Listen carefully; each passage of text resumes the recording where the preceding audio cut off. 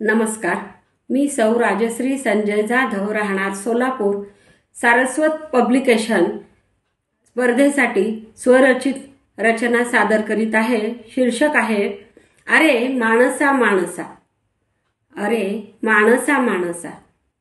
अरे माणसा माणसा, अगोदरचा तोच माणूस, अगोदरचा तोच माणूस, तोच पुरुष, तीच स्त्री.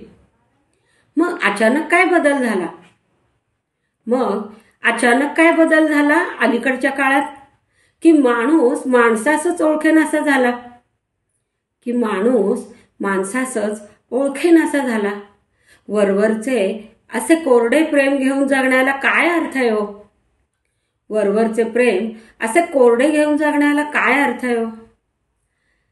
तेच सुंदर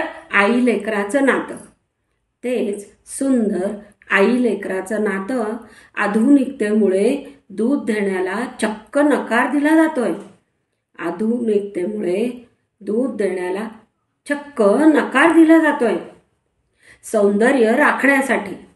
सौंदर्य राखण्यासाठी स्वतःपासून विभक्त बेबी सिटिंग मध्ये ठेवलं जातंय. पुन्हा तोच प्रश्न,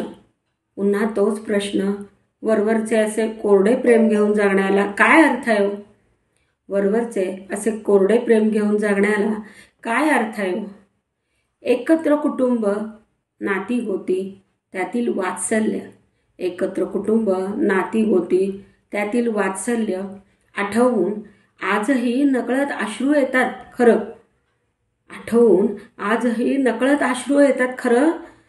तीच माणसं आज एकलकोंडी झालीत. संवाद मोबाईलमुळे गायब झालाय बरं. पुन्हा तोच प्रश्न, असे वरवरचे कोरडे प्रेम घेऊन जगण्याला काय अर्थ आहे हो?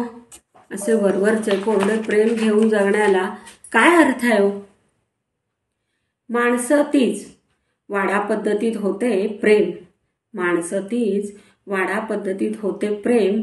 आता फ्लॅटच्या चार भिंतीत माणसं बंदिस्त झाली. पाहुणाही परकाच वाटू लागला यांना.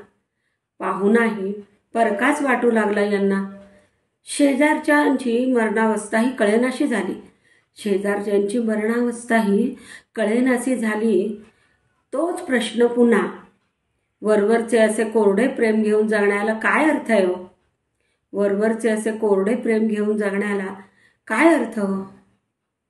खरंच मित्रमैत्रिणी, नातेसंबंध, आजूबाजूची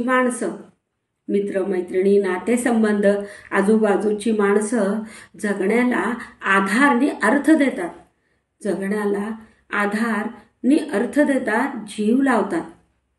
जीव लावतात.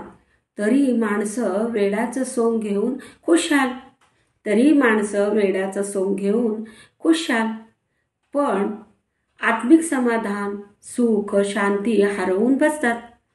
पण आत्मिक समाधान, सुख, शांती हरवून बसतात. पुन्हा तोच प्रश्न, वरवरचे असे कोरडे प्रेम घेऊन जगण्याला काय अर्थ आहे हो?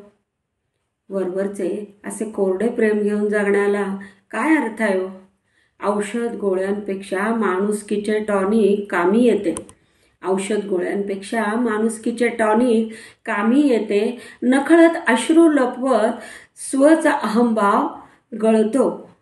देव आठवतो.